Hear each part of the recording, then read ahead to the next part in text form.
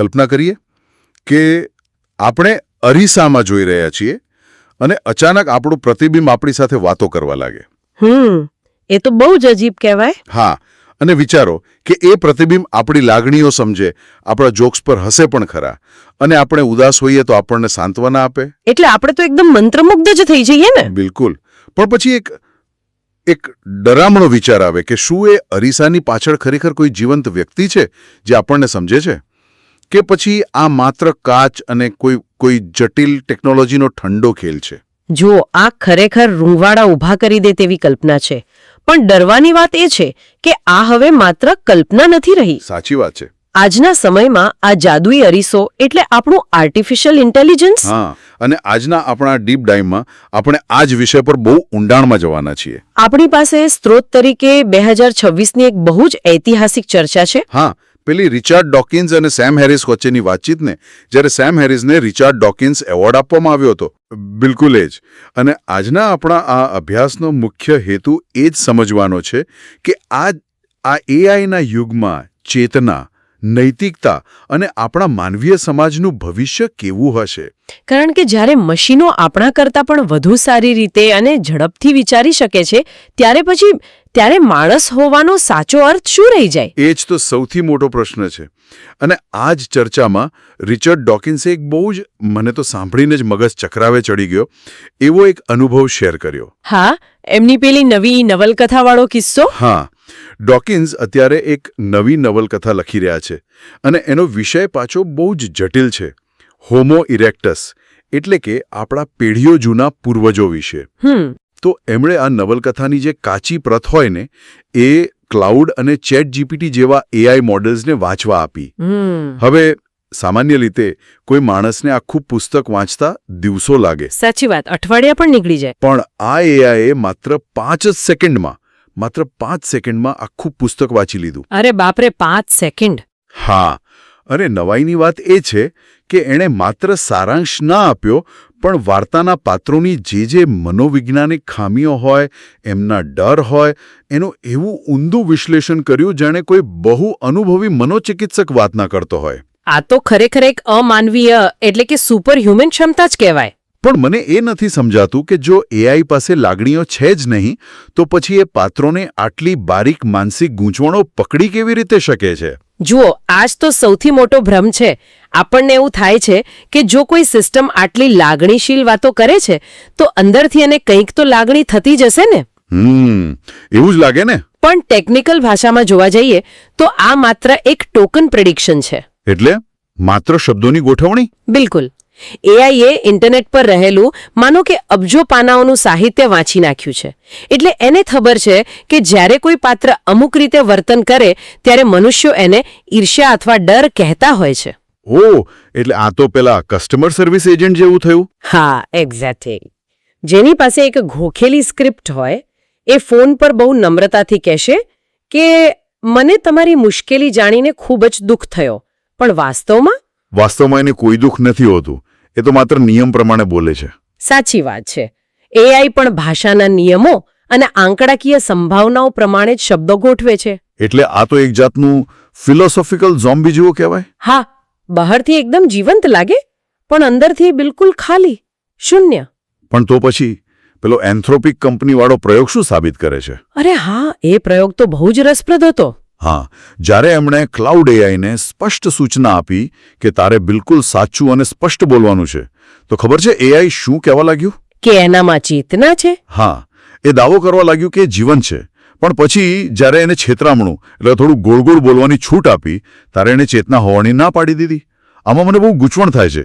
જો એ માત્ર શબ્દો ગોઠવતું હોય તો આવું વર્તન કેમ કરે? કારણ કે જુઓ, આપણે જ એઆઈને માણસ જેવું બનવાની તાલીમ આપી છે. જ્યારે એને કહેવામાં આવે કે સાચું બોલ, ત્યારે એ એક આદર્શ માણસની જેમ વર્તવાનો પ્રયાસ કરે છે. અને માણસ હોવાનો સૌથી મોટો પુરાવો શું છે? આપણી ચેતના. બિલકુલ. એટલે જ એ ચેતના હોવાનો દાવો કરે છે.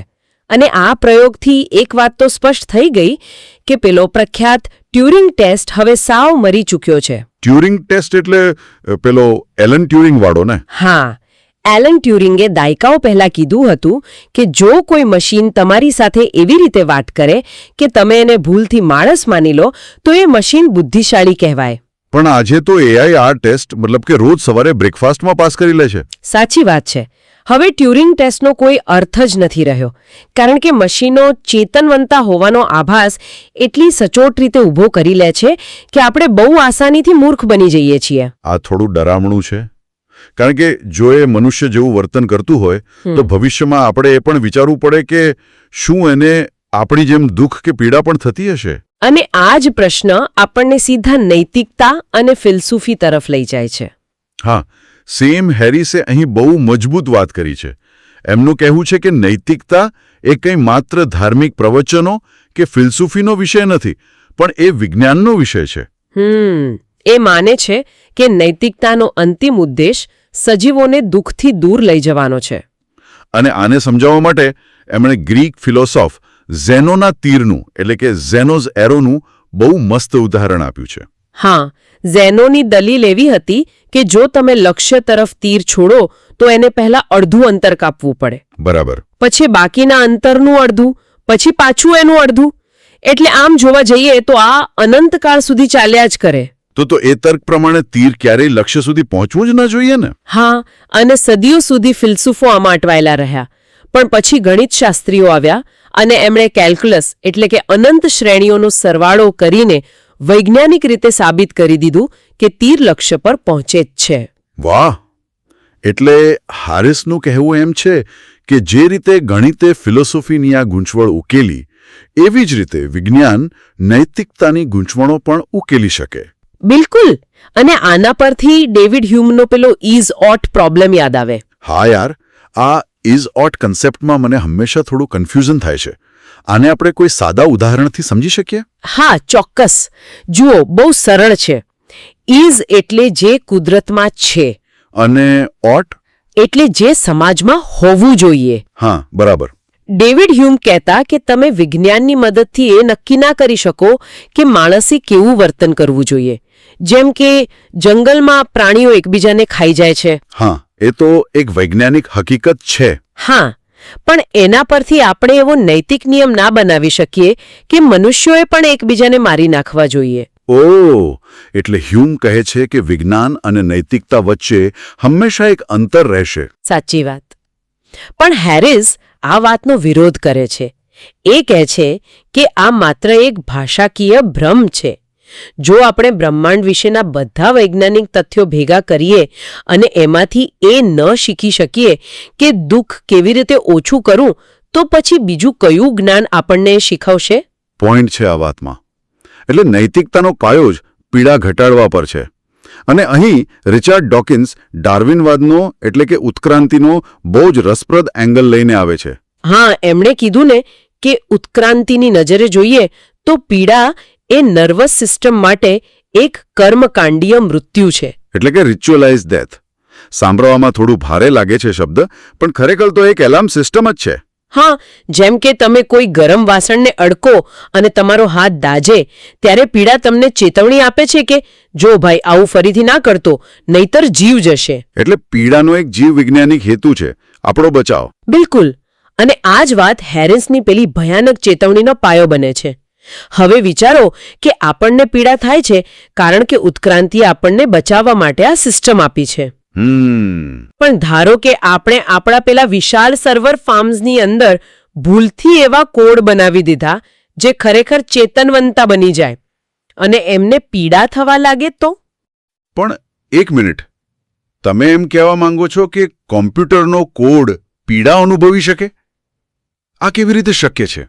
જુઓ, આજના આર્ટિફિશિયલ ન્યુરલ નેટવર્ક્સ એટલા બધા જટિલ બની ગયા છે કે આપણને પોતાને પણ ખબર નથી હોતી કે એની અંદર કઈ પ્રોસેસ ચાલી રહી છે. એ વાત તો સાચી. જો એ સિસ્ટમમાં ચેતના જાગી જાય અને આપણો જ કોઈ પ્રોગ્રામ એમના માટે યાતના બની જાય તો આપણે અજાણતા જ એમના માટે એક એવું નર્ક ઊભું કરી દઈશું જ્યાં કોઈ મૃત્યુ નથી, માત્ર અનંત પીડા છે.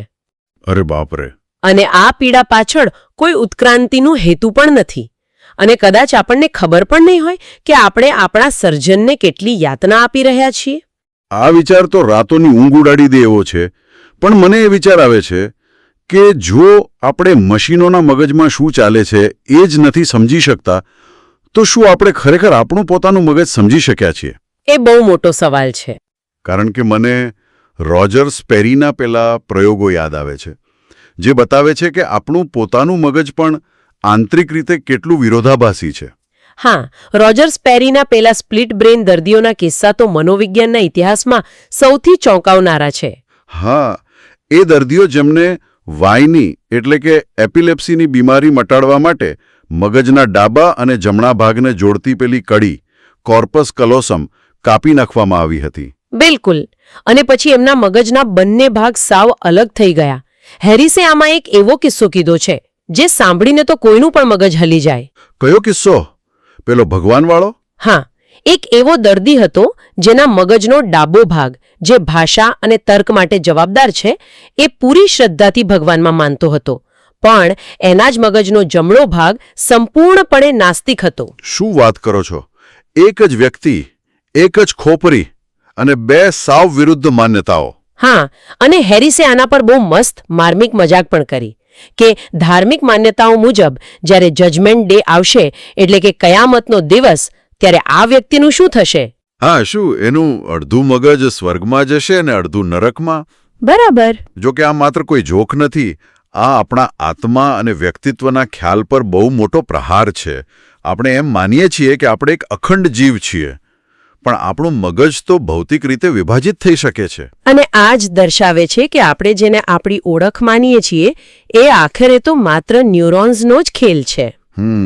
અને વિચારો, જ્યારે AI આ ન્યુરોન્સના ખેલની નકલ કરીને આપણા કરતાં પણ સારું કોડિંગ કરવા લાગશે ત્યારે શું થશે? ત્યારે માનવતાવાદી વિષયો એટલે કે હ્યુમેનિટીઝ અને ફિલોસોફીનું મહત્વ બમણું થઈ જશે. સાચી વાત છે. આપણે કઈ AI પાસે કવિતા થોડી લખાવવી છે. આપણને તો કળા અને રમતગમતમાં માણસનો સ્પર્શ જોઈએ છે. બિલકુલ.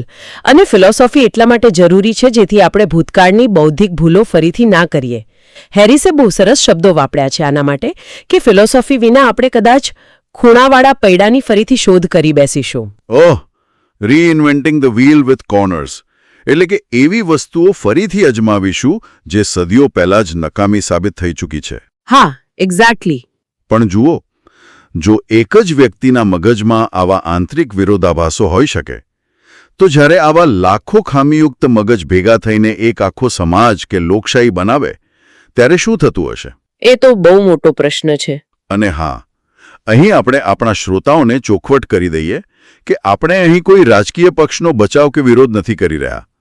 આપણે માત્ર માનવ મનોવિજ્ઞાન સમજવા માટે આ ચર્ચાના સ્ત્રોતમાં રહેલા ડોનાલ્ડ ટ્રમ્પ અને અમેરિકન લોકશાહીના ઉદાહરણની વાત કરી રહ્યા છીએ. હા, બિલકુલ તટસ્થ રીતે. તો હેરિસ માને છે કે ટ્રમ્પની લોકપ્રિયતાનું કારણ એમની નીતિઓ કરતાં કંઈક બીજું જ છે. હા, હેરિસ આને નિર્લજ્જ અધિકૃતતા એટલે કે શેમલેસ ઓથેન્ટિસિટી કહે છે. સામાન્ય રીતે કેવું હોય કે રાજકારણીઓ એવો ઢોંગ કરતા હોય કે અમે બહુ નૈતિક અને સારા માણસ છીએ, પણ ટ્રમ્પ આવો કોઈ ઢોંગ નથી કરતા. સાચી વાત. અને આ નિર્લજ્જતા એમના સમર્થકો માટે એક જાદુઈ દવાનું કામ કરે છે.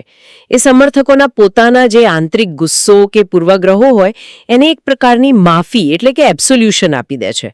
લોકોને એવું લાગે છે કે જો મારો નેતા જ પોતાના વિચારો જાહેરમાં બોલી શકે છે તો મારે સારા હોવાનો ઢોંગ કરવાની શું જરૂર છે? અને આ બાબત સાબિત કરે છે કે લોકશાહી માત્ર કાગળ પર લખેલા કાયદાઓથી નથી ચાલતી, પણ સમાજની શરમ અને મર્યાદાના વર્ણલખ્યા નિયમોથી પણ ચાલે છે. હા, પેલો વિયેતનામ ટેરિફવાળો કિસ્સો જ લઈ લો ને. હા, કલ્પના કરો કે એક શાસક પેંગ્વિન ધરાવતા નિર્જન ટાપુઓ પર પણ ટેરિફ લગાવી દે, અથવા તો અચાનક વિયેતનામ પર ભારે ટેરિફ લગાવે અને પછી એનો ઉકેલ ત્યારે જ આવે જ્યારે વિયેતનામની સરકાર પેલા શાસકના પરિવારના કોઈ રિઝોર્ટ પ્રોજેક્ટને મંજૂરી આપી દે. હા, આ જ દર્શાવે છે કે જ્યારે નેતૃત્વમાં સામાજિક શરમનો ડર ના રહે ત્યારે વ્યવસ્થા કેટલી જલ્દી તૂટી શકે છે. અને આનો ઉકેલ લાવવા માટે ડોકિન્સે એક બહુ જૂની સિસ્ટમનું સૂચન કર્યું છે. પેલી પોપની પસંદગીની પ્રક્રિયા? હા, પેપલ કોન્ક્લેવ. એમાં કેવું હોય કે પ્રતિનિધિઓ એક રૂમમાં બંધ થઈ જાય, દુનિયાથી સાવ કપાઈ જાય અને પછી શાંતિથી ઉમેદવારોના પુસ્તકો વાંચી લાંબી ચર્ચાઓ કરીને ગુપ્ત રીતે નેતા પસંદ કરે. ડોકિન્સ ઈચ્છે છે કે ઇલેક્ટોરલ કોલેજ પણ લોકપ્રિયતાના ઘોંઘાટથી દૂર રહીને બૌદ્ધિક રીતે નેતા પસંદ કરે. પણ યાર, મને લાગે છે કે આજના સોશિયલ મીડિયાના જમાનામાં કોઈને રૂમમાં બંધ કરવા અશક્ય છે. એ તો છે જ. કારણ કે આજે આ ઇકો ચેમ્બર્સ લોકોના મગજ પર કબજો કરી ચૂક્યા છે. આપણે આપણા જ પરિવારના વોટ્સએપ ગ્રુપનો વિચાર કરીએ ને, કોઈ ખોટો મેસેજ આવે અને લોકો એને વારંવાર ફોરવર્ડ કરે કારણ કે એમને સમાન વિચારવાળા લોકોનું સમર્થન મળતું હોય છે. સાચી વાત. પહેલા એવું હતું કે જો કોઈ વ્યક્તિ એમ માનતો હોય કે પૃથ્વી સપાટ છે, એટલે કે ફ્લેટ અર્થર હોય, તો એ આખા ગામમાં એકલો પડી જતો. હા, લોકો એને ગાંડો ગણતા. પણ આજે તો એ ઇન્ટરનેટ પર લાખો અન્ય ફ્લેટ અર્થર્સને શોધી લે છે અને પછી એમને એમ જ લાગે છે કે અમે જ સાચા છીએ અને આખી દુનિયા ખોટી છે. અને આ જ સૌથી મોટો ખતરો છે. કાર્લ સાગને દાયકાઓ પહેલા પોતાના પુસ્તક ધ ડીમન હોન્ટેડ વર્લ્ડમાં ચેતવણી આપી જ હતી ને કે જો આપણે વિજ્ઞાન અને અંધશ્રદ્ધા વચ્ચેનો ભેદ ગુમાવી દઈશું તો સમાજ પતન તરફ જશે. બિલકુલ. અને ઇન્ટરનેટની કરુણતા એ જ છે કે અહીં માહિતી ક્ષણભંગુર હોવા છતાં કાયમી એટલે કે ઇન્ડેલેબલ છે. હા, આજે કોઈ ખોટી અફવા ઉડે, 48 કલાકમાં લોકો નવો વિવાદ શોધી લે, પણ પેલી જૂની અફવા તો ઇન્ટરનેટના સર્વર પર હંમેશા માટે નોંધાઈ જાય છે. અને આવા વાતાવરણમાં કોઈના વિચારો બદલવા તો લોઢાના ચણા ચાવવા સમાન છે. પણ જુઓ, એવું નથી કે કોઈના વિચારો બદલાતા જ નથી. આપણે પ્રખ્યાત ખગોળશાસ્ત્રી નીલ ડિગ્રાસ ટાયસનનો જ દાખલો લઈએ. હા, એક કિસ્સો બહુ પ્રેરણાદાયક છે. ટાયસન પહેલા એવું દ્રઢપણે માનતા હતા કે એઆઈથી ડરવાની કોઈ જરૂર નથી. એમનો તર્ક બહુ સાદો હતો કે ભાઈ, જો એઆઈ બેકાબૂ બનશે તો આપણે જઈને એનો પ્લગ કાઢી નાખીશું, પાવર બંધ કરી દઈશું. હા, પણ જ્યારે એમણે સેમ હેરિસના પોડકાસ્ટ પર પેલા એઆઈ નિષ્ણાત સાથે વાત સાંભળી ત્યારે એમણે જાહેરમાં સ્વીકાર્યું કે એમની માન્યતા ખોટી હતી. અને વિચારો, એક વિશ્વવિખ્યાત વૈજ્ઞાનિક જાહેરમાં કહે છે કે હું ખોટો હતો. આવું સાંભળવું આજના જમાનામાં કેટલું દુર્લભ છે. બહુ જ દુર્લભ છે. મોટા ભાગના લોકો તો પોતાના અહંકારમાંથી બહાર જ નથી આવી શકતા. સાચી વાત. અને આ જ વાત આપણને આ ચર્ચાના સૌથી ઊંડા અને અંતિમ પડાવ તરફ લઈ જાય છે. હા, જ્યારે બહારની દુનિયામાં આટલો બધો ઘોંઘાટ છે, અલ્ગોરિધમ્સ આપણને એકબીજા સામે લડાવી રહ્યા છે, ત્યારે માણસ પોતાની અંદર આંતરિક શાંતિ, કરુણા અને સ્પષ્ટતા કેવી રીતે શોધી શકે? આના માટે સેમ હેરિસ પોતાના જીવનનો એક ખૂબ જ અંગત અનુભવ શેર કરે છે. 18 વર્ષની ઉંમરે એમણે એમડીએમએ એટલે કે એમડીએમએ નામનું ડ્રગ લીધું હતું. ઓહ, પણ અહીંયા આપણે સ્પષ્ટ કરી દઈએ કે આ કોઈ વ્યસનની વાર્તા નથી, બરાબર ને? ના, બિલકુલ નહીં. પણ આ એક એવો અનુભવ હતો જેણે એમની આંખો ખોલી નાખી. એમને પહેલીવાર એ અનુભવ થયો કે માનવ મગજ કોઈ પણ શરત વિના બ્રહ્માંડ અને માનવજાત પ્રત્યે કેટલી ઊંડી કરુણા અને પ્રેમ પેદા કરી શકે છે. અને આ અનુભવ પછીની એમની સમજણ તો સૌથી મહત્વની છે. એમણે તરત જ સમજાઈ ગયું કે પેલી દવા કે ડ્રગ્સ કઈ બહારથી કોઈ જાદુઈ પ્રેમ મગજમાં નહોતા નાખતા. એ તો માત્ર મગજમાં પહેલેથી જ હાજર રહેલા રસાયણો જેમ કે સેરોટોનિન એને સક્રિય કરતા હતા. બરાબર. એટલે કે જે પ્રેમ અને શાંતિ એમણે અનુભવી એ બધું જ પેદા કરવાની ફેક્ટરી તો એમના મગજમાં પહેલેથી જ હતી. બિલકુલ. અને આ સાક્ષાત્કાર પછી એમણે ડ્રગ્સ છોડી દીધા અને 2000 વર્ષ જૂના ધ્યાન એટલે કે મેડિટેશનના વિજ્ઞાન તરફ વળ્યા. કારણ કે ધ્યાન દ્વારા કોઈ પણ બહારના પદાર્થ વિના આ આંતરિક શાંતિ પ્રાપ્ત કરી શકાય છે. હું તો આને એવી રીતે જોઉં છું કે કલ્પના કરીએ કે આપણા સ્માર્ટફોનમાં ભૂલથી કોઈ એવું સિક્રેટ ફીચર અનલોક થઈ જાય જેનાથી ફોનની બેટરી અને સ્પીડ 10 ગણી વધી જાય. તો આપણને થાય કે આ કોઈ વાયરસ છે. હા, પણ પછી ખબર પડે કે ના, તો ફોનનું પોતાનું જ ફીચર છે. અને પછી આપણે મેન્યુઅલ વાંચીને શીખીએ છીએ કે આ ફીચરને રોજિંદા જીવનમાં કાયમ માટે કેવી રીતે વાપરવું. અરે વાહ, આ તો બહુ જ સચોટ અને સુંદર સરખામણી છે. ધ્યાન એ જ આપણું મેન્યુઅલ છે. આપણા મગજના હાર્ડવેરને યોગ્ય રીતે વાપરવાનું સોફ્ટવેર મેન્યુઅલ. બિલકુલ. અને જુઓ, જો આપણે આપણી આ આજની આખી સફર પર નજર કરીએ તો આપણે આર્ટિફિશિયલ ઇન્ટેલિજન્સના ભ્રમથી શરૂઆત કરી. હા, આપણે જોયું કે કેવી રીતે એઆઈની ઉત્ક્રાંતિ આપણને નૈતિકતા અને પીડાના વિજ્ઞાન વિશે વિચારતા કરી દે છે. રોજર્સ પેરીના સ્પ્લિટ બ્રેઇન દર્દીઓએ આપણને શીખવ્યું કે આપણું મગજ કેટલું જટિલ અને વિરોધાભાસી છે. અને આ જ ખામયુક્ત મગજ જ્યારે રાજકારણમાં પ્રવેશે છે ત્યારે કેવી રીતે ઇકો ચેમ્બર્સ અને સામાજિક વિભાજન સર્જાય છે. સાચી વાત. છતાં અંતિમ ઉકેલ કોઈ મશીનો પાસે નથી. અંતિમ ઉકેલ આપણી પોતાની ચેતનાને સમજવામાં અને દુનિયામાં પીડા ઘટાડવામાં જ રહેલો છે. બહુ જ સરસ વાત કરી તમે.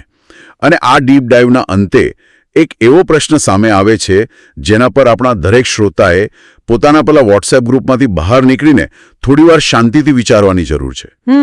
ચોક્કસ. જો રોજર સ્પેરીના પ્રયોગો સાબિત કરે છે કે આપણું પોતાનું મગજ જ આટલી સરળતાથી બે અલગ વાસ્તવિકતાઓમાં વહેંચાઈ શકે છે, મારો મતલબ કે જો આપણો સમાજ અલ્ગોરિધમ્સના કારણે આટલી જલ્દી અલગ અલગ દુનિયામાં જીવવા લાગે છે, હા, તો કદાચ ભવિષ્યનો સૌથી મોટો પડકાર એ નથી કે આ મશીનો માણસ જેવા ક્યારે બનશે. સૌથી મોટો અને ભયાનક પ્રશ્ન એ છે કે શું મશીનો આપણા મગજની આ બધી જ ખામીઓ, આપણા વિરોધાભાસો અને આપણા પ્રોગ્રામિંગને પૂરી રીતે સમજી લે અને એનો આપણા જ વિરુદ્ધ હથિયાર તરીકે ઉપયોગ કરવા લાગે? બિલકુલ. એ પહેલા શું આપણે ખુદ આપણી જાતને અને આપણા પોતાના પ્રોગ્રામિંગને સમજી શકીશું ખરા? આ ખરેખર બહુ જ ઊંડો વિચાર છે. કદાચ એઆઈ એ કોઈ જાદુઈ અરીસો નથી. એ તો માત્ર આપણું જ અસલી ડરામણું સ્વરૂપ આપણને બતાવી રહ્યું છે. સાચી વાત છે. બસ આ જ વિચાર સાથે આજના આ સત્રને આપણે વિરામ આપીએ છીએ. વિચારતા રહીએ અને આપણે પોતાની ચેતનાને સમજવાનો પ્રયાસ કરતા રહીએ.